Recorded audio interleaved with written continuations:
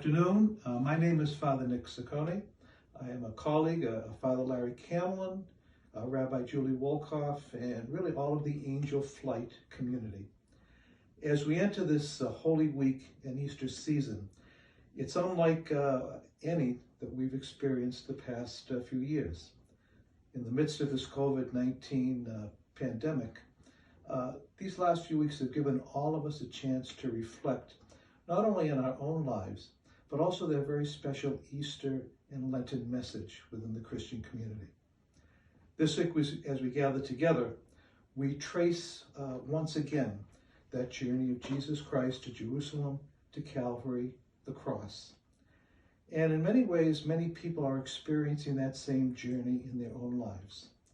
This COVID pandemic has really forced many of us to have time in our own homes, time with our families, time to really think what the priorities are in life.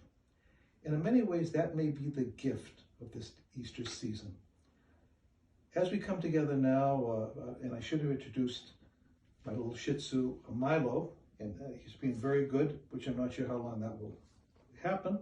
But Milo, these are people who are going to see you, and we're going to wish them a happy Easter in a little while.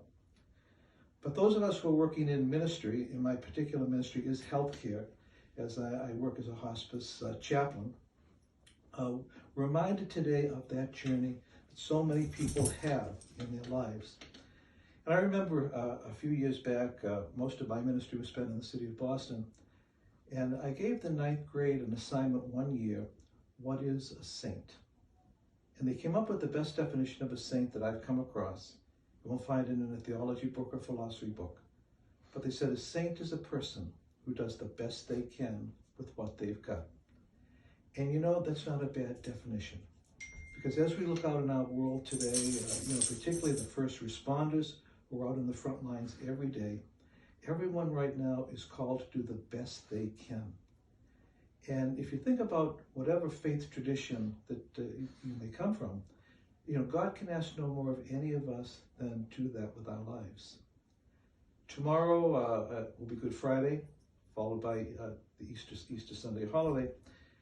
And if there's a message for us this Easter, what is the Easter challenge? What is the Easter message? And I think very simply, I was asked a few years back, can you summarize the teachings of the gospel, the journey of Jesus, in one sentence? Now, it's presented as a trick question, but I can do that, because this Easter, the message is again a very simple one.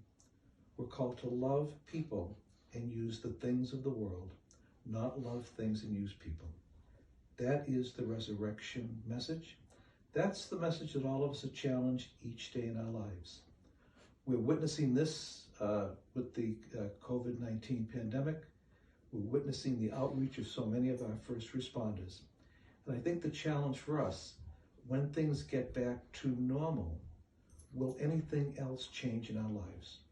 What will we have learned? How differently will we live?